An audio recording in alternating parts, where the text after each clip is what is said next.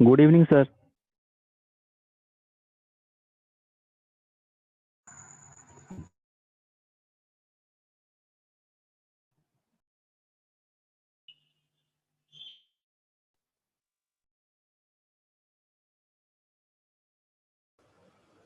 Good evening, everyone. Good evening, sir. Am I audible? Can you hear me? Yes, sir. Yes, sir.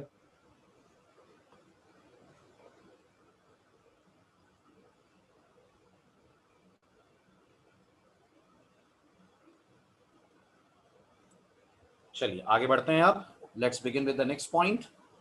Last lecture में मैंने आपको पहला code की पहली line समझा दी थी। That was the use of the header files as well as the use of the very first header file that was stdio.h।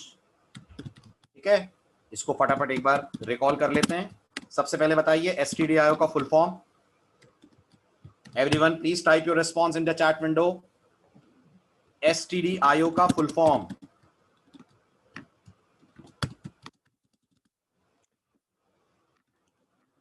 Very good. stdio stands for standard input output.h। Perfect. ये stdio का full form था, ये अपन ने discuss कर लिया था। और stdio हमें कौन कौन से दो फंक्शंस देती है जो हमारे बहुत बहुत काम आने वाले हैं? जल्दी जवाब दें। The very first function is printf। Very good, जिससे आप स्क्रीन के ऊपर अपना आउटपुट प्रिंट करेंगे। And second function is scanf, जिसकी मदद से आप यूजर से इनपुट्स लेंगे। ठीक है, अभी मैंने आपको printf scanf के बारे में कुछ भी नहीं बताया है, सिर्फ नाम बताया है। इनकी वर्किंग कैसे होती है, इन्हें यूज कैसे करते हैं प्रोग्रामिंग में, सब हम धीरे धीरे इस पर्टिकुलर कोड के अंदर सीखेंगे। तो अब जितना लास्ट लेक्चर में बता दिया था मैंने, उससे आगे कंटिन्यू कर रहा हूं मैं। एक बार फिर मैं आपको याद दिला दूं, हम ये मानकर चल रहे हैं कि ये प्रोग्राम हमने कहां लिखा है? नोटपैड में। क्या कहते हैं आप? क्या ये प्रोग्राम हमने नोटपैड में लिखा हुआ है? ये मान के चल रहे हैं? नहीं, ये प्रोग्राम हम मान रहे हैं हमने अपनी IDE में लिखा है। कौन सी IDE? मैं रिकॉल करा दूं आपको। हम मानकर चल रहे हैं कि हमारी ID टर्बो ID है। किस कंपनी ने बनाया इसको बनाने वाली कंपनी बोरलैंड है। ठीक है, इसमें हमने अपना प्रोग्राम लिखा हुआ है। आज हमारा सेकेंड डे है। इस प्रोग्राम के बाकी बचे हुए पार्ट को अब हम करते हैं एनालाइज। ठीक है, इस आईडी में मैंने आपसे कहा था आपको एक कंपाइल का ऑप्शन मिलेगा, एक आपको ऑप्शन मिलेगा रन का। चलिए अब आते हैं प्रोग्राम की सेकेंड हेडर फाइल पे, जिसका नाम आपको लिखा हुआ दिख रहा है conio.h।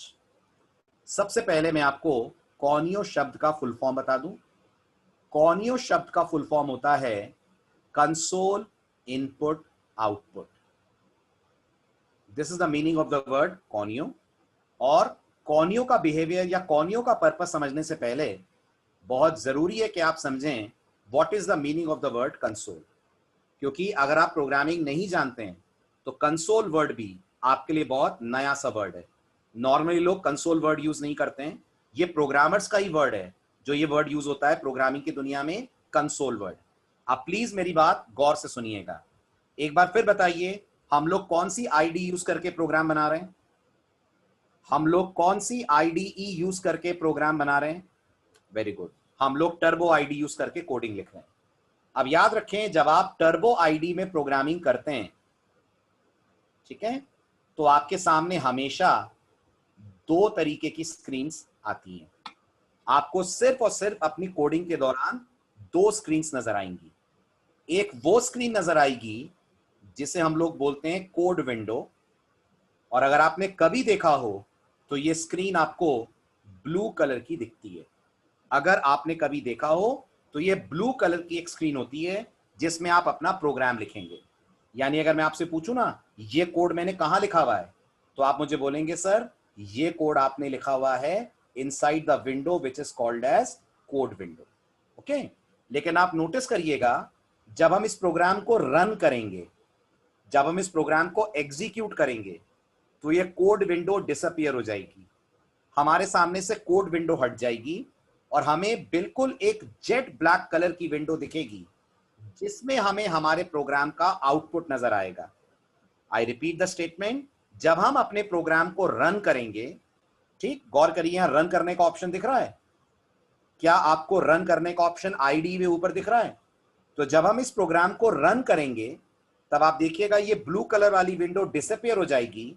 हमारे सामने एक जेट ब्लैक कलर की विंडो ओपन होगी, जिस विंडो में हमारे प्रोग्राम का हमें दिखेगा आउटपुट। और गौर कीजिएगा, इस विंडो को प्रोग्रामिंग की दुनिया में बोलते हैं हम लोग कंसोल विंडो, जिसका डिफॉल्ट कलर मैं आपको बता दूं हमें मिलेगा ब्लैक। जिसका डिफॉल्ट कलर हम लोगों को मिलेगा ब्लैक। तो फिर दोबारा सुनिए, जब भी आप टर्बो आईडी में कोडिंग करते हैं सी की, आपको हमेशा दो स्क्रीन्स, दो विंडोज दिखती हैं। एक वो विंडो दिखेगी जहां प्रोग्राम लिखा जा रहा है, विच इज कॉल्ड कोड विंडो, और एक वो विंडो दिखेगी जहां प्रोग्राम का आपको आउटपुट दिखेगा। आउटपुट कब दिखेगा? आउटपुट दिखेगा जब आप प्रोग्राम को रन करेंगे। तो जब रन करेंगे तो कोड विंडो हट जाएगी क्या? हाँ जी, जब आप कोड को रन करेंगे तो कोड विंडो डिसअपियर हो जाएगी। फिर हमारे सामने कौन सी विंडो आएगी? फिर हमारे सामने एक जेट ब्लैक कलर की विंडो आएगी। उसमें क्या होगा? उसमें हमें हमारे प्रोग्राम का नजर आएगा आउटपुट, नजर आएगा रिजल्ट, और इस विंडो को प्रोग्रामिंग की दुनिया में अपन लोग बुलाया करते हैं कंसोल विंडो। ठीक है। अब यहां कई बिगनर्स एक बहुत बड़ी गलती करते हैं। कैसी गलती? वो मेरी ये बात सुनकर अपने मन में ये सोचकर बैठ जाते हैं कि इसका मतलब हमें ये कंसोल विंडो लाने के लिए यूज करनी पड़ती है conio.h। बिल्कुल गलत सोच है। मैंने नहीं बोला कि conio.h कंसोल विंडो लाने का काम करती है। मैं तो आपको सिर्फ कंसोल वर्ड का मतलब बता रहा हूं। अब ध्यान से सुनिए, कंसोल विंडो आपको कौन देता है? आपको ये विंडो प्रोवाइड करता है आपका ऑपरेटिंग सिस्टम। जो भी ऑपरेटिंग सिस्टम आप आपके कंप्यूटर में यूज कर रहे हैं, वो आपके लिए ये कंसोल विंडो प्रोवाइड करेगा। और मैं आपको बता दूं, हम लोग कौन सा आईडी यूज कर रहे हैं? हम लोग कौन सा आईडी यूज कर रहे हैं? टर्बो। याद रखिएगा, ये जो टर्बो आईडी है, ये जिस ऑपरेटिंग सिस्टम के लिए बना है, उस ऑपरेटिंग सिस्टम का नाम डॉस होता है। क्या आपने डॉस नाम सुना है? अगर डॉस नाम ना सुना हो आपने, तो क्या आपने कभी कमांड प्रॉम्प्ट वर्ड सुना है? वो भी ना सुना हो आपने, तो क्या आपने कभी टर्मिनल वर्ड सुना है? ठीक है, ये सब कुछ एक ही चीज की तरफ इशारा कर रहे हैं। और हमारे प्रोग्राम में ये वाली विंडो, कंसोल वाली विंडो, हमें डॉस ला कर देगा। अगर आपको लग रहा है सर ये विंडो हम देख सकते हैं, बिल्कुल देख सकते हैं। मैं आपके सामने ये विंडो ओपन कर रहा हूं। गौर करिए, ये वो विंडो है जिसकी मैं बात कर रहा हूं। क्या ये विंडो जेट ब्लैक कलर की है? जल्दी बताइए, ये विंडो जेट ब्लैक कलर की आपको दिख रही है? अभी इस विंडो पे आपको कुछ ऑपरेटिंग सिस्टम के मैसेजेस दिख रहे हैं। अभी इस विंडो पे आपको कुछ ऑपरेटिंग सिस्टम से रिलेटेड मैसेजेस दिख रहे हैं। लेकिन जब हम कोडिंग करेंगे तब आप देखिएगा इनकी जगह आपको आपके प्रोग्राम का आउटपुट दिखेगा। कौन लाया ये विंडो? एक बार फिर बताइए, कौन लाया आपके प्रोग्राम में ये विंडो? ये विंडो आपको लाकर दिया है डॉस ऑपरेटिंग सिस्टम ने। ऑपरेटिंग सिस्टम लेकर आया है ये विंडो। ये विंडो conio.h नहीं लेकर आई है। अब सवाल आपके दिमाग में आएगा कि सर जब ऑपरेटिंग सिस्टम ये विंडो हमें दे रहा है, तो फिर हम conio.h क्यों यूज कर रहे हैं? क्या कारण है कि हम conio.h को अपने प्रोग्राम में अटैच कर रहे हैं? तो गौर से सुनिए। सबसे पहले बताइए, इस विंडो का बैकग्राउंड कलर क्या है? जल्दी बोलिए। ब्लैक है। इस विंडो का बैकग्राउंड कलर ब्लैक है। Very good. सेकेंड, इस विंडो पे जो टेक्स्ट आ रहा है उसका कलर क्या है? व्हाइट है। राइट। अगर आपको लगता है आपको ये कलर्स बदलने हैं, आपको लगता है आपको ये कलर्स बदलने हैं, आप चाहते हैं आपके प्रोग्राम का आउटपुट रेड कलर में आए, आप चाहते हैं आपके प्रोग्राम के लिए बैकग्राउंड स्क्रीन का कलर ब्लू हो जाए, या आपको लगता है जो पहले से आउटपुट लिखा हुआ है वो सारा का सारा आउटपुट इरेज हो जाए, ये सारे काम अगर आपको करने हैं अपने प्रोग्राम के थ्रू, तो गौर कीजिएगा आपको अपने कोड में अटैच करनी पड़ेगी हेडर फाइल जिसका नाम है conio.h। यानी conio ये नहीं कहती कि वो आपके लिए कंसोल लाएगी। conio कहती है वो आपको ऐसे फंक्शंस देगी जिनकी मदद से आप कंसोल को अपने लेवल पे मैनिपुलेट कर पाएंगे, अपने तरीके से बदल पाएंगे। क्या बदल पाएंगे? कंसोल का कलर बदल पाएंगे। नंबर 1, कंसोल पे आने वाले टेक्स्ट का कलर बदल पाएंगे, पुराने टेक्स्ट को इरेज कर पाएंगे, फॉन्ट वगैरह चेंज कर पाएंगे, ऐसे तमाम काम आप कर पाएंगे यूजिंग conio.h। अब अगर मेरी बात समझ आ रही है तो मुझे बताइए, क्या कॉनियो के बिना प्रोग्राम चल जाएगा? कॉनियो के बिना प्रोग्राम रन हो जाएगा? यस, 100% रन हो जाएगा, क्योंकि कॉनियो रन नहीं कर रही है, रन करके कंसोल आपको डॉस दे रहा है। बस अगर आप कॉनियो नहीं लगाएंगे तो जो स्क्रीन का बैकग्राउंड कलर है, जो पुराना टेक्स्ट है स्क्रीन पे, वो चीजें आप नहीं बदल पाएंगे। क्या सब लोग मेरी ये बात समझ रहे हैं? जल्दी जल्दी बोलिए, आप सब मेरी ये बात समझ रहे हैं? राइट, ये कॉनियो का काम होता है। फॉर एग्जाम्पल, अगर मैं आपसे कहूं, ये आपके सामने स्क्रीन आ रही है, जल्दी बोलिए, एक व्हाइट कलर की स्क्रीन आ रही है। अब मैं चाहता हूं इस व्हाइट कलर की स्क्रीन पे मैं ब्राउन से हेलो लिखूं, तो अगर मुझे ब्राउन कलर में टेक्स्ट चाहिए तो कलर को ब्राउन करने के लिए हम यूज करेंगे हेडर फाइल जिसका नाम है conio.h। Are you able to understand this point? Everyone please respond. Right, but sir just a moment, 2-3 doubts हैं, let me solve it. Amit का डाउट है, but sir conio CLRSCR and gets. नहीं समझा अमित, क्या बोलना चाह रहे हैं आप? मैं आपको अनम्यूट करता हूं। अमित, आप क्या लिखना चाह रहे हैं? जल्दबाजी में शायद कुछ गलत स्पेलिंग लिख दी है आपने। बोलिए अमित।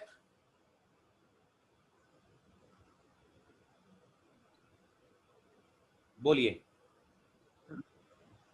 सर conio.h में तो सर गेट CH और क्लियर स्क्रीन भी स्टोर करता है वो। स्टोर नहीं करता, उसके अंदर ये फंक्शंस होते हैं। यस सर, इसके अंदर वो फंक्शन होते हैं। बिल्कुल होते हैं, ठीक कह तो रहे हो, सर बिल्कुल। इससे फिर कलर कैसे चेंज होता तो है? जरूरी थोड़ी है कि इनसे कलर चेंज होता है, कलर चेंज करने वाला दूसरा फंक्शन है। और मैंने थोड़ी कहा कि सिर्फ कलर ही चेंज करने के लिए कॉनियो यूज होती है। कलर चेंज करना एक काम है, स्क्रीन क्लियर करना है ये दूसरा काम है, स्क्रीन को पॉज करना है ये तीसरा काम है। कॉनियो ढेर सारे काम करती है, कलर चेंज करना उनमें से एक एक्टिविटी है। करेक्ट? और कलर चेंज इन दोनों ही फंक्शन से नहीं होता है जिनके नाम आपने लिए हैं। ठीक है, अभी बताऊंगा कॉनियो का कौन सा फंक्शन क्या करता है। क्लियर? हाँ, नहीं होती कुणाल, इसलिए नहीं होती क्योंकि conio.h हर आईडी में अवेलेबल नहीं होती है। conio.h आपको टर्बो में मिलती है, conio.h आपको कोड ब्लॉक्स में नहीं मिलेगी। क्लियर? ओके, चलिए नेक्स्ट डाउट आ रहा है साहिल का, sir if we don't use conio.h then our console window will be of jet black colour. Absolutely true, बिल्कुल सही साहिल, आपने सही कहा है।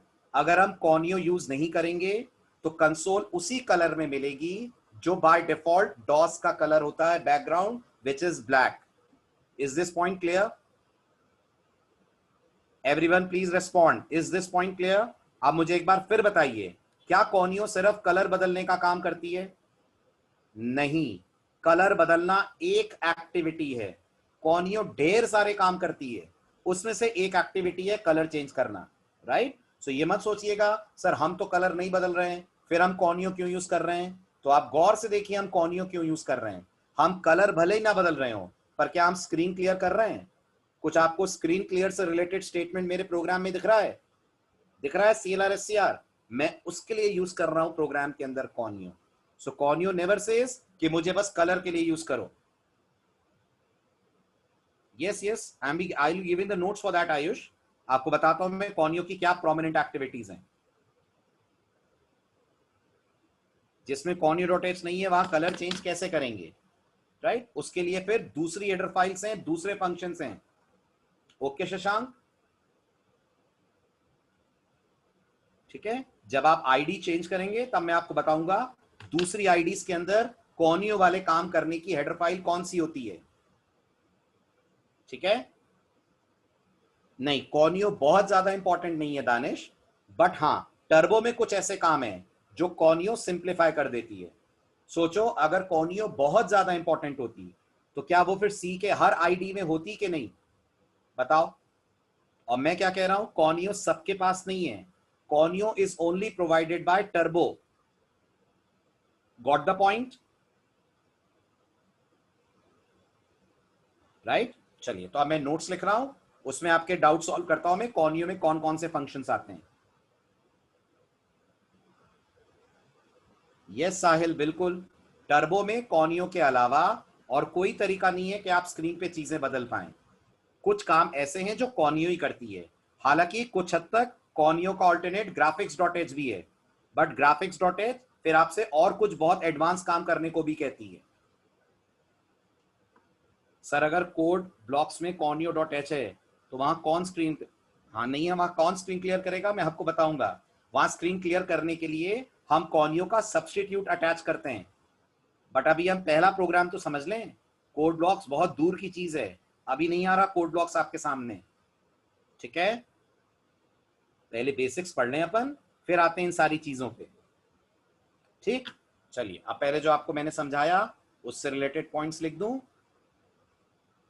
तो अब आता है हमारा task, what is conio.h and why do we use it. Last lecture में मैंने आपको stdio बताई थी, अब आपको कॉनियो बता रहा हूं। कुणालगीर का डाउट, वॉइड का क्या मतलब है? अभी कहां पहुंच गए कुणालगीर, आज लेक्चर खत्म हो गया क्या? अभी हम कौन सी लाइन पे बैठे हैं ये बताइए। क्यों कुणालगीर, अभी हम प्रोग्रामिंग की कौन सी लाइन पे हैं? सेकेंड लाइन पे है ना। और वॉइड कौन सी लाइन पे लिखा हुआ है?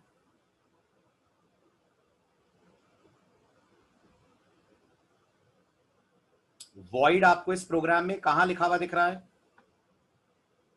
थर्ड पे। तो पहुंचेंगे तब बताऊंगा मैं, ठीक है। आराम से चलिए, पेशेंटली चलिए, भागा दौड़ी करेंगे तो नहीं समझ में आएगी लैंग्वेज, राइट। जैसे जैसे मैं बता रहा हूं वैसे वैसे फॉलो करते चलिए, उसी ऑर्डर में चलिए जिस ऑर्डर में प्रोग्राम दिख रहा है। चलिए अब समझिए ध्यान से, what is conio.h and why do we use it. सबसे पहले the term conio stands for console input output, console input output, and in programming the word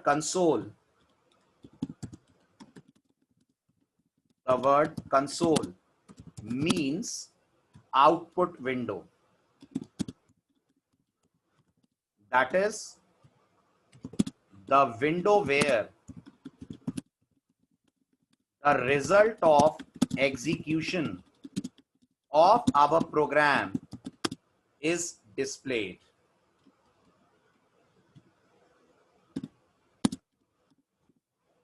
Result of execution of our program is displayed. पहला paragraph clear है? जल्दी बताइए।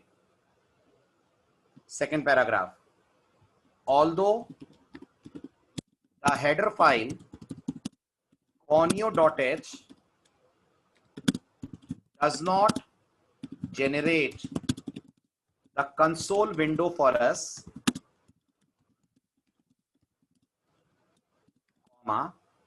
because console is automatically provided by the operating system. However, the file conio.h provides us some very useful functions. अभी मैं आपको उनके नाम बताता हूं। Some very useful functions which will help us control or manage the console window. These most popular functions are, C programming में काफी use होते हैं ये। नंबर 1 CLR SCR, नाम से अंदाजा लगाइए क्या करता होगा। नाम से अंदाजा लगाइए क्या करता होगा। Very good. Used for clearing the screen और कंसोल विंडो, ठीक है। अब ये बताइए, अगर मैं इसको यूज ना करूं तो क्या मेरा प्रोग्राम नहीं चलेगा?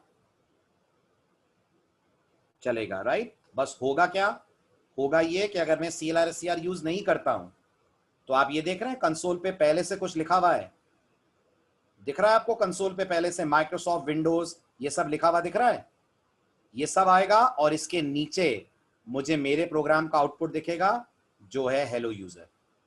अगर मैं नहीं चाहता हूं कि ये सब आए, मैं चाहता हूं ये सारा टेक्स्ट हट जाए, बिल्कुल मेरे प्रोग्राम का आउटपुट ब्लैक विंडो पे आए, तो हम लोग इस टेक्स्ट को हटाने के लिए यूज करते हैं सी का फंक्शन जिसका नाम होता है CLR/SCR। पहला पॉइंट क्लियर हुआ? ठीक है, आप क्यूरियस हो रहे थे कॉनियो में कौन कौन से फंक्शंस हैं, अब सुनते चलिए कौन कौन से हैं। ये पहला फंक्शन है। दूसरा, क्या आपने देखा कॉनियो पे फॉन्ट का कलर व्हाइट आ रहा है? क्या आपने देखा कंसोल पे फॉन्ट का कलर व्हाइट आ रहा है? आ रहा है। मैं चाहता हूं मेरे प्रोग्राम में आउटपुट ग्रीन कलर में आए, येलो कलर में आए, तो फिर कॉनियो मुझे एक फंक्शन प्रोवाइड करती है। देख रहे हैं फंक्शन का नाम? फंक्शन का नाम दिख रहा है आपको व्हाइट बोर्ड पे, राइट? क्या नाम है फंक्शन का? चैट विंडो में टाइप कीजिए। क्या नाम है फंक्शन का? चैट विंडो में टाइप कीजिए। Text colour, right? और इसमें कलर की स्पेलिंग का खास ख्याल रखिएगा, कलर की स्पेलिंग का खास ख्याल रखिएगा। COLOUR नहीं है, COLOR है, एक बात। दूसरी बात, बीच में कोई गैप नहीं है, टेक्स्ट और कलर के बीच में कोई गैप नहीं है, सिंगल वर्ड है, right? Used for changing the font colour on console window. Third, go to XY। एक बार फिर आइए कंसोल पे, मुझे बताइए जो कंसोल पे आउटपुट आ रहा है वो लेफ्ट टू राइट आ रहा है, ऐसे आ रहा है, ऐसे इस ऑर्डर में आ रहा है, मानते हैं?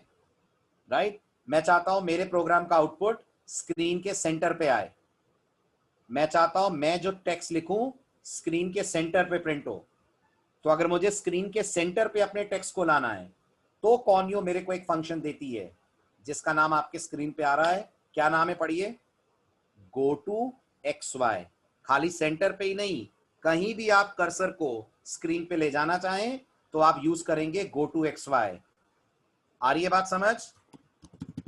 तो used for changing the cursor position on console window.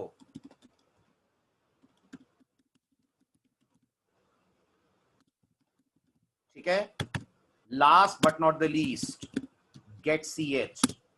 सुना है इसका नाम आपने? शायद आप में से कुछ लोगों ने इसको ऑलरेडी सुना हो, right? This is used for pausing the console window. अभी मैंने आपको एक के बारे में भी डिटेल में नहीं बताया है, आने वाले दिनों में जैसे जैसे कोर्स आगे बढ़ेगा हम इन्हें कवर अप करते जाएंगे। आ रही है बात समझ में? पॉइंट क्लियर हो रहा है? अच्छा, क्या कॉनियो में बस ये 4 ही फंक्शंस हैं? क्या कॉनियो में बस ये 4 फंक्शंस ही हैं? नहीं, कॉनियो में 60 से 70 फंक्शन हैं। There are around 60 to 70 functions in conio.h, जिन्हें हम धीरे धीरे आने वाले लेक्चर्स में कवर अप करेंगे। बट गौर करिए, ये 4 सबसे पॉपुलर हैं, सबसे कॉमन हैं, प्रोग्रामर्स के बीच में सबसे ज्यादा यूज होते हैं। Are you able to understand this point? So these are some of the most popular functions given by conio.h। Durgesh का डाउट, सर कोड ब्लॉक्स में कंसोल नहीं होता है तो गो टू XY की जगह क्या करते हैं टेक्स्ट को मूव करने के लिए? दुर्गेश, कोड ब्लॉक्स में conio.h नहीं होती है, पर हम लोग उसे अलग से ऐड करते हैं और कोड ब्लॉक्स की तरफ अभी नहीं जा रहे हैं हम। जब जाएंगे तो मैं आपको सारे सवालों के जवाब दूंगा, right? Pausing the console window, Ayush, जब हम प्रोग्राम रन करेंगे तब आपको समझ में आएगा क्या होता है। प्रोग्राम के रन होने का वेट करिए, पता लग जाएगा। ठीक है, चले आगे। तो ये पर्पस है conio.h का। अब 2 जरूरी बातें ध्यान से सुनिएगा। सबसे पहली जरूरी बात, stdio और conio इनका ऑर्डर मैटर नहीं करता है। आ रही है बात समझ? आप पहले stdio लिख दें, बाद में conio लिख दें, पहले conio लिख दें, बाद में stdio लिख दें, बात बराबर है।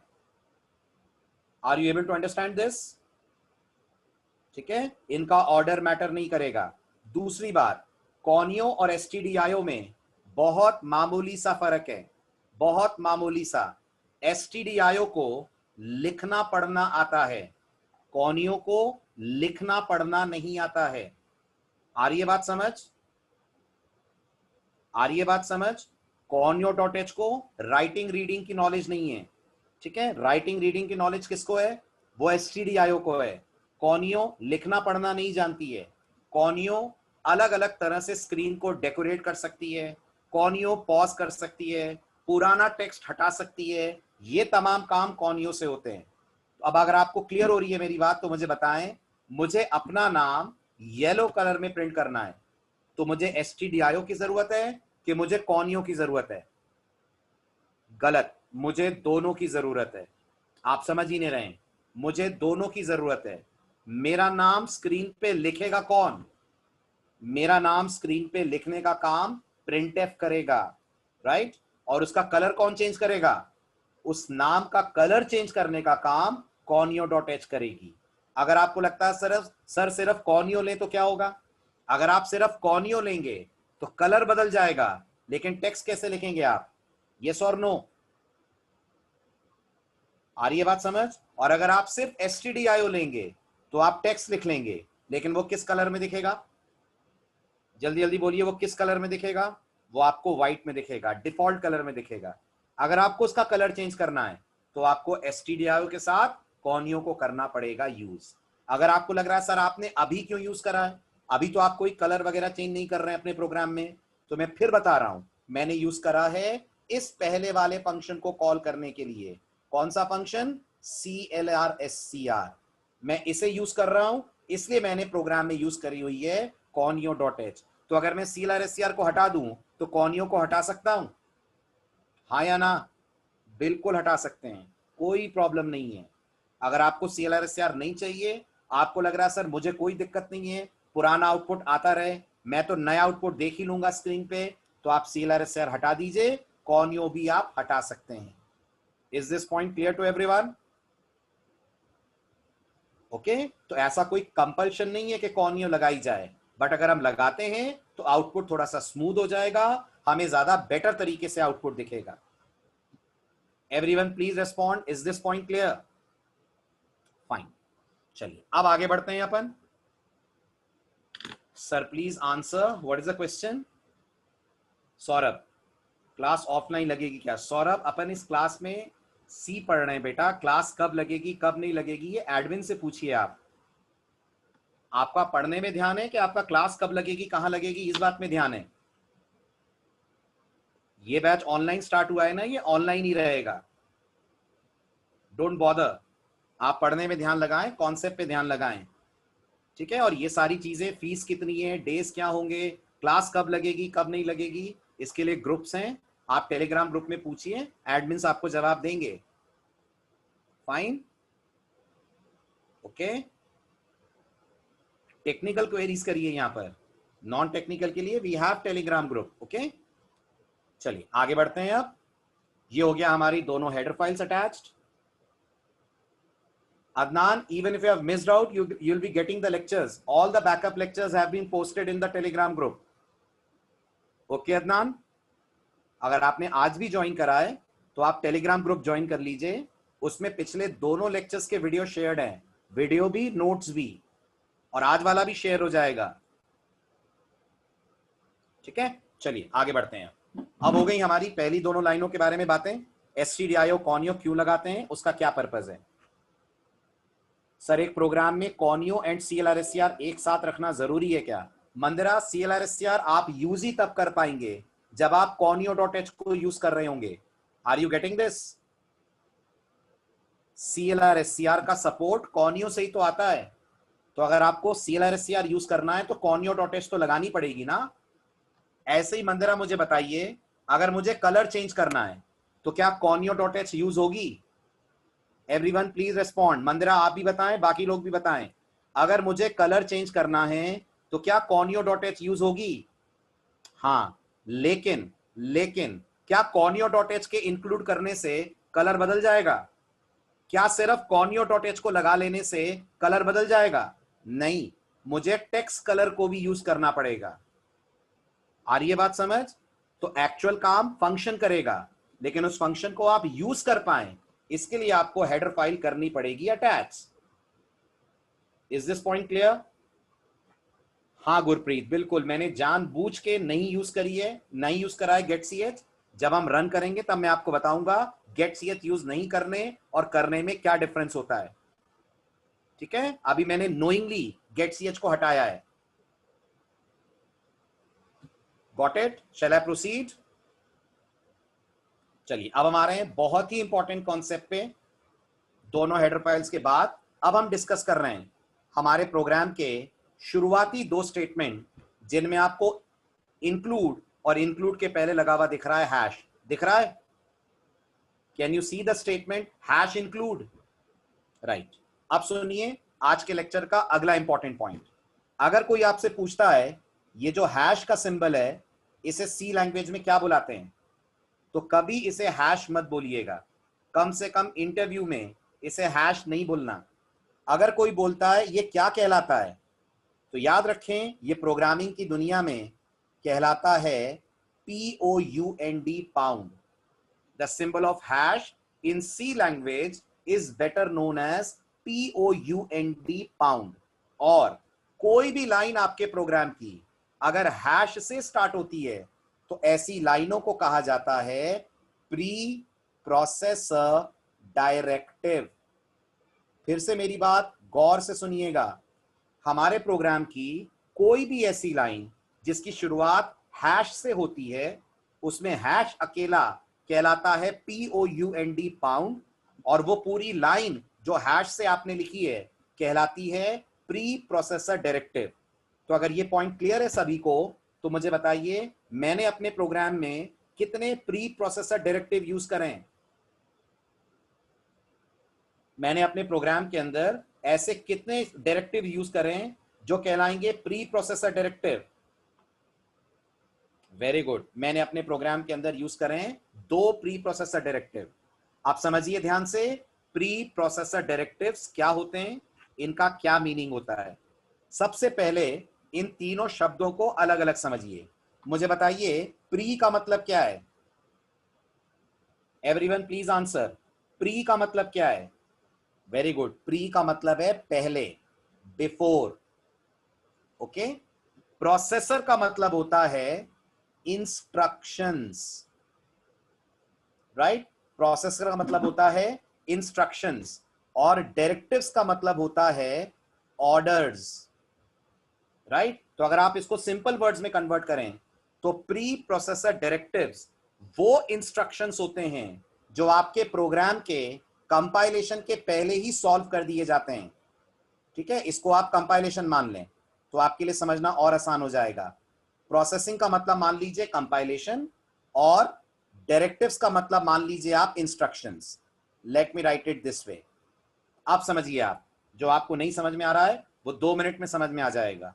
प्री का मतलब बिफोर, प्रोसेसिंग का मतलब आप मान लीजिए कंपाइलेशन, और डायरेक्टिव्स का मतलब आप मान लीजिए इंस्ट्रक्शन।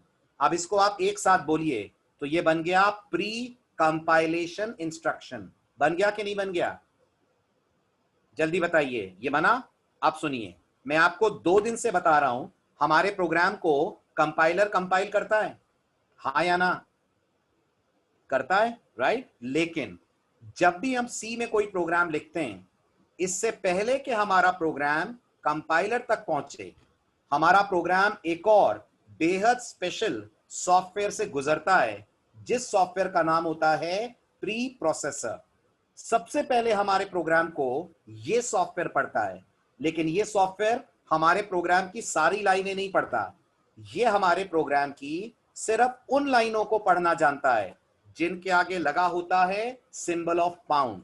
यानी आज आप एक नई चीज सीखिए कि आपके इस प्रोग्राम को 2 सॉफ्टवेयर्स पढ़ते हैं। गेस करिए कौन कौन? सबसे पहले पढ़ता है, आंसर करिए, सबसे पहले पढ़ता है प्री प्रोसेसर, उसके बाद आपके प्रोग्राम को पढ़ने का काम करता है कंपाइलर। आपके प्रोग्राम को सी में 2 सॉफ्टवेयर्स पढ़ते हैं। आप जब प्रोग्राम कंपाइल करते हैं, सबसे पहले आपके प्रोग्राम को पढ़ता है प्री प्रोसेसर, उसके बाद आपके प्रोग्राम को पढ़ता है कंपाइलर। ये बात समझ में आई? ये बात क्लियर हुई? तो जब आप कोड लिखते हैं, आपका कोड सबसे पहले प्री प्रोसेसर के पास जाता है, उसके बाद जाता है कंपाइलर के पास। और ये कब होता है? ये तब होता है जब आप कोड को करते हैं कंपाइल। आपकी नजरों में आप कंपाइल ही कर रहे हैं, लेकिन कंपाइलर तक जाने से पहले आपका प्रोग्राम एक और स्पेशल लेयर से गुजरता है, जिस स्पेशल लेयर का नाम होता है प्री प्रोसेसर। और क्या वो आपके पूरे प्रोग्राम को पढ़ता है प्री प्रोसेसर? क्या प्री प्रोसेसर पूरे प्रोग्राम को पढ़ता है? राइट? नहीं, पूरे प्रोग्राम को नहीं पढ़ता। वो सिर्फ 2 लाइनें पढ़ता है, जिनके आगे लगा हुआ है इस वक्त hash. Is this point clear? Very good. आप सुनिए अगली जरूरी बात कि प्री प्रोसेसर आपके प्रोग्राम को पढ़कर क्या करता है। ठीक है, ध्यान से सुनिएगा। क्या करता है प्री प्रोसेसर प्रोग्राम को पढ़ के? तो आपने अगर लास्ट लेक्चर मिस ना करा हो तो आप मुझे बताइए, हेडर फाइल्स के अंदर क्या होता है? वो खाली होती हैं कि उसके अंदर कुछ कोड होता है? जल्दी जल्दी बोलें। हेडर फाइल्स खाली होती हैं या हेडर फाइल्स के अंदर कुछ कोड होता है? कोड होता है। और आपने लास्ट लेक्चर अगर अटेंड करा हो तो आपने सुना होगा ये कोड फंक्शंस कहलाते हैं। ये कोड फंक्शंस कहलाते हैं। यस। तो आप सुनिए प्री प्रोसेसर क्या करता है। प्री प्रोसेसर सबसे पहले देखता है आपने कौन सी हेडर फाइल का नाम लिखा हुआ है। बताइए जरा, मैंने कौन सी हेडर फाइल का नाम लिखा है? बताइए जरा, मैंने कौन सी हेडर फाइल का नाम लिखा है? stdio.h। तो pre processor stdio.h header file को ढूंढेगा। क्या stdio.h हमारे कंप्यूटर में है? हाँ, आपसे मैंने लास्ट लेक्चर में कहा था हर आईडी अपने साथ हेडर फाइल्स लाता है, कहा था, राइट? तो टर्बो आईडी के साथ stdio.h भी आई है। तो प्री प्रोसेसर इस पर्टिकुलर आईडी को ओपन करके हेडर फाइल conio.stdio.h को निकालेगा और जो भी stdio में कोडिंग लिखी हुई है वो पूरी की पूरी कोडिंग आपके प्रोग्राम में लाकर पेस्ट कर देगा और आपके प्रोग्राम से #include stdio.h वाली लाइन को डिलीट कर देगा। मैं आपको अपनी बात एक डायग्राम से फिर समझाता हूं, ध्यान से देखिएगा। ये आपने प्रोग्राम लिखा जिसमें आपने लिखा #include stdio.h, फिर आपने अगला स्टेटमेंट लिखा #include conio.h, फिर इसके नीचे आपने लिखा void main। Let me draw it properly. ठीक है, इसे और बेटर वे में देखिए। आपने लिखा #include stdio.h, आपने लिखा #include conio.h, देन आपने लिखा मेन। मेन के अंदर आपने कुछ कोडिंग करी हुई है, जो भी कोडिंग आपने लिखी है। ठीक है, अभी आप ऊपर वाले पार्ट को समझिए। अब मैंने आपसे कहा सबसे पहले प्री प्रोसेसर इन दोनों हेडर फाइल्स को रीड करेगा। पहली हेडर फाइल का नाम बताइए कौन सा है? जल्दी जल्दी बोलिए, पहली हेडर फाइल का नाम कौन सा है? stdio। तो प्री प्रोसेसर stdio.h को सर्च करेगा, इसके अंदर की पूरी कोडिंग निकालेगा और ध्यान से देखना आपके प्रोग्राम के अंदर इस पूरी कोडिंग को पेस्ट कर देगा। आपके प्रोग्राम में इस पूरी कोडिंग को पेस्ट कर देगा। ये किसकी कोडिंग है? जल्दी बोलिए, ये किसकी कोडिंग है? ये stdio.h की कोडिंग है। ये उसके कंटेंट्स हैं। These are contents of stdio.h। Fine. इसके बाद नेक्स्ट लाइन पे वो आएगा। नेक्स्ट लाइन में क्या है? Everyone please respond. Next line में क्या है? conio.h। तो प्री प्रोसेसर conio.h पे जाएगा, उसके अंदर का पूरा कोड निकालेगा और वो कोड आपके प्रोग्राम में पेस्ट कर देगा और साथ में इन दोनों लाइनों को डिलीट कर देगा। कौन सी दोनों लाइनें? #include stdio, #include conio, और इसके बिल्कुल नीचे आपका कोड लिखा जाएगा जो आपने अभी समझा नहीं है, जिसे मैं आपको अगले लेक्चर में समझाऊंगा, और वो कोड है हमारा void main। राइट? आप ध्यान से मेरी बात सुनिएगा।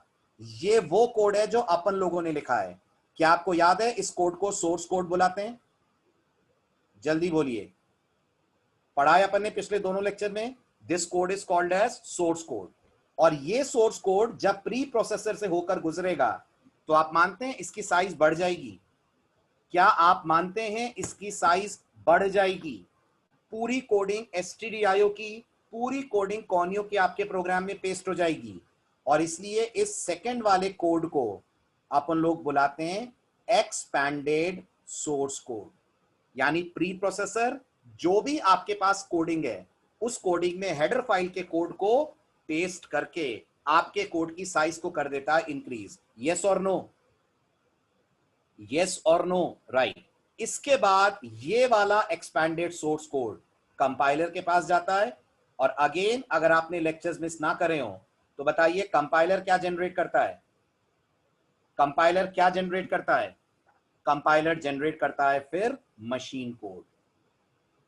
ठीक है, अब पूरी कहानी दोबारा से सुनिएगा, बहुत अच्छे से, बहुत प्रॉपर वे में पूरी स्टोरी में फिर रिपीट कर रहा हूं। मैंने कहा आप जो प्रोग्राम लिखते हैं it is called as source code. Program लिखने के बाद आप अपने प्रोग्राम को कंपाइल करेंगे, हाँ कि ना? करेंगे आप अपने प्रोग्राम को कंपाइल? जल्दी बोलिए यस और नो। करेंगे? आपको विद डायग्राम में पूरी लाइन समझाता हूं, ध्यान से देखिए, थोड़ी सी पेशेंस रखिए, आराम से चीजें समझ में आएंगी। भागा दौड़ी मत करिए, भागिए दौड़िए मत। राइट? ये है आपका सोर्स कोड। ओके, जिसको आपने लिखा है like this, hash include stdio.h, hash include conio.h, then आपका void मेन स्टेटमेंट है जिस पे अभी हम नहीं आए, जब आएंगे तब पता चलेगा। CLR यहां लिखा है अपन ने printf, यहां लिखा है मैंने हेलो। ये हमारा कोड जो हमने सोर्स कोड के तौर पे डिजाइन करा। यस और नो? जल्दी जल्दी बोलिए, ये सोर्स कोड है? राइट। अब अगर मैं आपसे पूछता हूं सोर्स कोड लिखने के बाद आप क्या करेंगे, तो आपका जवाब होगा सर मैं सोर्स कोड लिखने के बाद कंपाइल करूंगा। लेकिन आप कंपाइल करेंगे, पर आपका प्रोग्राम कंपाइलर से पहले किसके पास जाएगा? जल्दी जवाब दीजिए इस 10 मिनट के डिस्कशन को अगर आपने ध्यान से सुना है तो। आपका कोड कंपाइलर से पहले किसके पास जाएगा? वेरी गुड, आपका कोड जाएगा प्री प्रोसेसर के पास। शाबाश। क्या प्री प्रोसेसर पूरे प्रोग्राम को हैंडल करेगा? क्या प्री प्रोसेसर पूरे प्रोग्राम को हैंडल करेगा? जी नहीं, वो पूरे प्रोग्राम को हैंडल नहीं करेगा।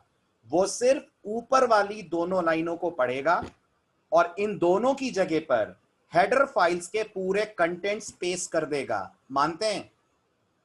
हेडर फाइल के पूरे कंटेंट्स पेस्ट कर देगा। तो ये जो मैं आपको डॉट डॉट डॉट दिखा रहा हूं, ये डॉट डॉट डॉट stdio और कॉनियो के कंटेंट्स मानिए, और इसके नीचे आपका कोड आ जाएगा। That is the code which is void main. Are you understanding this? Everyone please respond. Are you able to get this point? Right, ये आपका void main का कोड आ गया। ठीक है, ये कोड अभी अभी आप बोल रहे थे जो आपने लिखा है उसे हम सोर्स कोड बुलाते हैं। Everyone please tell me. Yes, लेकिन ये वाला जो कोड आप देख रहे हैं ना, ये सोर्स कोड नहीं कहलाता, ये कहलाता है एक्सपैंडेड सोर्स कोड। क्या आप जस्टिफाई कर सकते हैं ऐसा क्यों है? बिल्कुल, क्योंकि इसमें नंबर ऑफ लाइंस बढ़ जाती हैं। हाँ या ना? बढ़ जाती है ना? ठीक है, अब सुनिए कितनी बढ़ जाती है, ये भी सुन लीजिए ध्यान से। बताइए जो मेरा सोर्स कोड है वो कितनी लाइनों का है? जल्दी जल्दी गिनिए, मेरे प्रोग्राम में कितनी लाइनें हैं? 7। गलत काउंटिंग कर रहे हैं अगर आप 5 गिन रहे हैं तो। मैंने 7 लाइनों का कोड लिखा है, गिनिए ध्यान से। This is line number 1, line number 2, line number 3, curly brace is line number 4, CLR line number 5, printf line number 6, curly brace line number 7। कितनी लाइंस हैं? 7 हैं। अब सुनिए ध्यान से, इसमें कितनी लाइंस हो जाएंगी? इसमें हो जाएंगी 461 लाइंस। ये वाला जो कोड आप देख रहे हैं ना, ये 461 लाइंस में कन्वर्ट हो जाएगा। और बाकायदा प्रैक्टिकल में मैं आपको दिखाऊंगा कैसे का जवाब ही तो मैंने आपको दिया।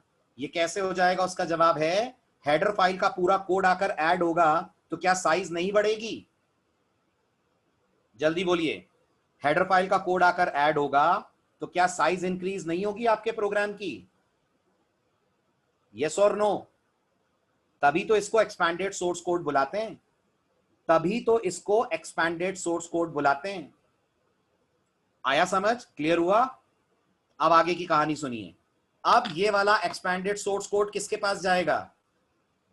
जल्दी बोलिए, ये वाला एक्सपैंडेड सोर्स कोड किसके पास जाएगा? Very good. एग्जैक्ट नंबर कैसे बताया वो आप प्रैक्टिकल करेंगे तो आपके स्क्रीन पे लिखा हुआ आएगा एग्जैक्ट नंबर। ओके, प्रैक्टिकल का वेट कीजिए, क्लियर हो जाएगा। नहीं, हम एक्सपैंडेड सोर्स कोड को नहीं देख सकते, इंटरनली उसे डिलीट कर दिया जाता है। ओके गविंदर, एक्सपैंडेड सोर्स कोड हमें दिखता नहीं है, उसे इंटरनली डिलीट कर दिया जाता है।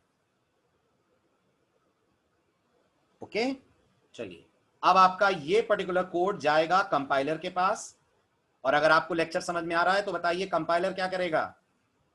कंपाइलर इसे किस में कन्वर्ट कर देगा? Everyone please respond. Very good. Compiler इसे पढ़ेगा और इसे कन्वर्ट कर देगा into machine code. Very good. तो अब यहां से रोल आता है कंपाइलर का, और कंपाइलर फिर आपके इस एक्सपैंडेड सोर्स कोड को पढ़ेगा और ट्रांसलेट कर देगा into something which is called as the machine code. ठीक है, उस मशीन कोड में टेक्स्ट होगा कि बाइनरी होगा? उस मशीन कोड में टेक्स्ट होगा कि बाइनरी होगा?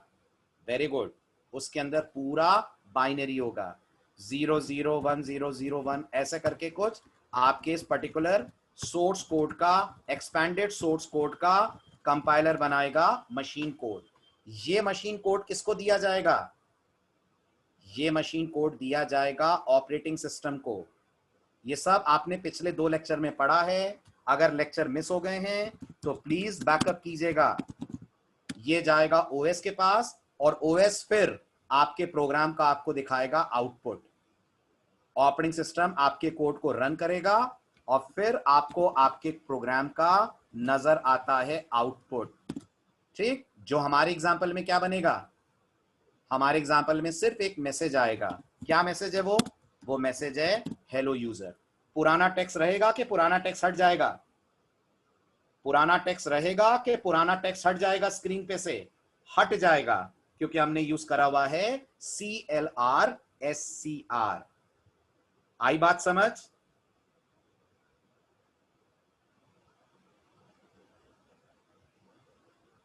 वेरी गुड, हुआ क्लियर? ठीक है, तो ये बताइए टोटल कितनी फाइल्स बनी? जल्दी बताइए, टोटल कितनी फाइल्स बनी? टोटल 3 फाइल्स बनी। कौन सी 3 फाइल? Number 1 source code. किसने बनाया? सोर्स कोड किसने बनाया? प्रोग्रामर ने बनाया। This is developed by us, right? Expanded source code किसने बनाया? Everyone please respond. Very good, very good. Expanded source code बनाया प्री प्रोसेसर ने। और मशीन कोड किसने बनाया? मशीन कोड आपको बनाकर दिया कंपाइलर ने, राइट? आ रही है बात समझ? ओके, और इसमें से आपको अगर लग रहा है सर हम क्या क्या देख पाएंगे, तो आप सोर्स कोड देख सकते हैं, आप मशीन कोड देख सकते हैं। Expanded source code automatically delete कर दिया जाता है क्योंकि वो बहुत ज्यादा स्पेस लेता है, इसलिए ऑटोमेटिकली आईडी उसको रिमूव कर देगा ताकि आपके कंप्यूटर में स्पेस कम कंज्यूम हो, अननेसेसरी स्पेस ज्यादा बाइट्स की ना कंज्यूम हो। Are you getting this? लेकिन ये बनता है, इसका प्रूफ हमें मिलेगा जब हमें कंपाइलर बताएगा कि उसने 461 लाइंस को कंपाइल करा। ठीक है, ये जो मैसेज आप देख रहे हैं ना, ये हमें कंपाइलर की तरफ से मिलेगा। जब कंपाइलर कोड कंपाइल करेगा तो वो आपको बताएगा कि उसने 461 लाइंस कंपाइल करी। अब आप समझ रहे हैं, हमने 7 लाइन का प्रोग्राम लिखा, कंपाइलर कह रहा है उसने 461 लाइंस कंपाइल करी। क्या 7 लाइन को 461 लाइंस में किसी ने कन्वर्ट करा होगा कि नहीं करा होगा? वो कौन है जिसने इस काम को करा? कौन जिम्मेदार है 7 लाइन को 461 तक ले जाने के लिए? Yes, that responsible software is the preprocessor. आई बात समझ? बिल्कुल कर सकते हैं कुणाल गिर, आपको जितनी हेडर फाइल अटैच करनी हो आप कर सकते हैं। आप अगर लास्ट लेक्चर में थे तो math.h हेडर फाइल होती है? जल्दी जल्दी जवाब दें, क्या math.h नाम की हेडर फाइल सी में है? तो अगर मैं अपने प्रोग्राम में कोई मैथमेटिकल कैलकुलेशन कर रहा होता तो क्या मुझे हेडर फाइल की जरूरत पड़ती? बिल्कुल पड़ती। ऐसे ही मैं चाहता हूं मैं इसी प्रोग्राम में स्क्रीन पे सर्कल ड्रॉ करूं, स्क्रीन पे सर्कल ड्रॉ करूं, तो क्या सर्कल ड्रॉ करने के लिए graphics.h की जरूरत पड़ती? बिल्कुल। तो कोई अपर लिमिट नहीं है, आप जितनी चाहें उतनी यूज करें, लेकिन एक बात गौर से सुनिए, एक एक हेडर फाइल के कारण आप मानते हैं 150-200 लाइनें प्रोग्राम में बढ़ जाती हैं। एक एक हेडर फाइल के कारण आप मानते हैं प्रोग्राम में 150 से 200 लाइनें बढ़ जाती हैं, और ये सी का ड्रॉबैक है। समझिए इस बात को, हमें conio.h से सिर्फ एक फंक्शन चाहिए clr लेकिन पूरी conio.h लगानी पड़ रही है, हाँ या ना? है ना? हमें नहीं चाहिए टेक्स्ट कलर, हमें नहीं चाहिए getch, लेकिन फिर भी हमें पूरी conio.h अटैच करनी पड़ रही है, जबकि काम एक फंक्शन से पड़ रहा है विच इज clr। तो इंटरव्यू में आपसे हेडर फाइल का ड्रॉबैक भी पूछते हैं, तो आप हेडर फाइल का ड्रॉबैक ये बोलेंगे कि सर हेडर फाइल में से हम सेलेक्टिव फंक्शन यूज नहीं कर सकते हैं, हेडर फाइल अटैच पूरी होगी, यूज हमें जिसे करना हो कर लें। आ रहा है समझ? यस यस सरिता, ऑपरेटिंग सिस्टम मशीन कोड को रन करके स्क्रीन पे आपको उसका आउटपुट दिखाता है। पूरा प्रोसेस क्लियर हुआ सबको? और ये पूरा प्रोसेस सिर्फ 2 बटन के क्लिक्स पे होगा, समझ रहे हैं? सिर्फ 2 बटन के क्लिक्स पे। कौन से 2 बटन? एक ये कंपाइल और एक ये रन। ड्रॉबैक रिपीट करूं, ड्रॉबैक ये है कि हमें अगर एक पर्टिकुलर फंक्शन किसी हेडर फाइल का चाहिए तो अटैच पूरी हेडर फाइल करनी पड़ेगी।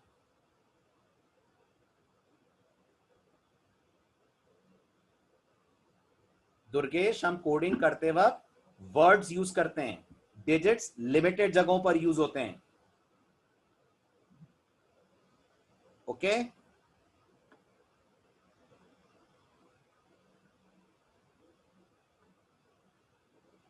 नहीं, कोई फर्क नहीं पड़ता। एक्सपैंडेड सोर्स कोड रन नहीं होता है साक्षी। रन कौन सा कोड होता है आप बताओ? एक्सपैंडेड सोर्स कोड के मशीन कोड। जल्दी जल्दी बताइए। आयुष, वो डिपेंड करता है ना आपने कितनी हेडर फाइल्स अटैच करी हैं। अपन पहले से कैसे कह सकते हैं कि 100 लाइनें हैं तो 461 लाइंस बनेंगी? अगर 100 लाइनें हैं तो 461 से ज्यादा बनेंगी। ये जो 2 हेडर फाइल हैं इनमें कितना कोड होगा बताओ आयुष? थोड़ी सी मैथ्स करो। अपने को 461 बताया जा रहा है, हमारा कोड कितनी लाइनों का है आयुष?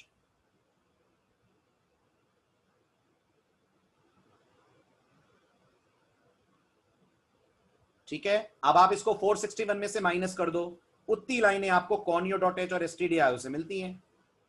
बस उसको आप 100 के हिसाब से कैलकुलेट कर लो। यस और no? How many header files can be attached? As many header files as we want. There is no upper limit.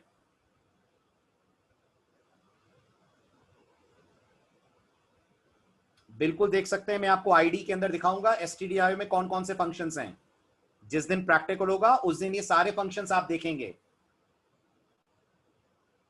Clear हुआ? प्रोसेस समझ में आया पूरा?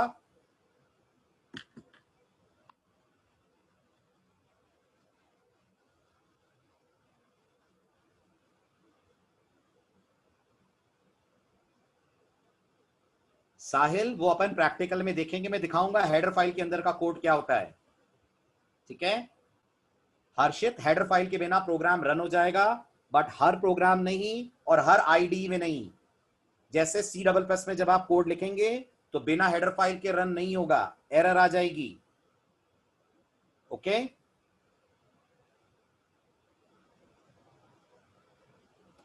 ठीक है? रोहित का डाउट है टोटल कितनी एक्सपैंडेड फाइल ऐड होती हैं? एक ही एक्सपैंडेड फाइल बनती है। एक्सपैंडेड सोर्स कोड एक ही बनता है, वो पूरे कोड का होता है।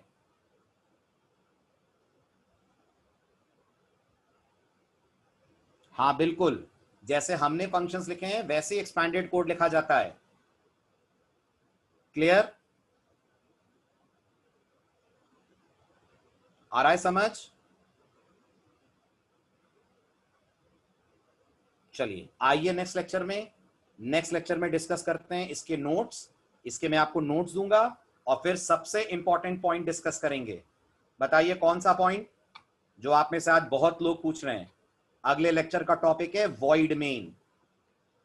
नेक्स्ट लेक्चर में बात होगी ये वॉइड क्या होता है, मेन क्या होता है, क्यों लिखते हैं, इसके नहीं लिखने और लिखने से क्या फर्क पड़ जाएगा। अभी अपन ने वॉइड मेन के बारे में एक शब्द डिस्कस नहीं करा है। अभी अपन ने सिर्फ दोनों हेडर फाइल्स को समझा है और हैश इंक्लूड का वर्क समझा है। क्लियर हो गया? चलिए आइए मंडे लेते हैं इससे आगे।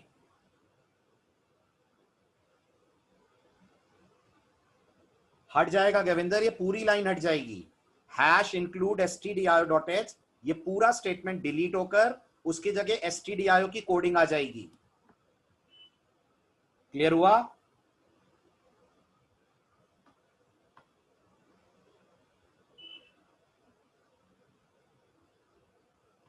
अमोल को अनम्यूट होना है। Okay Amol, just a moment, unmute कर रहा हूं मैं आपको।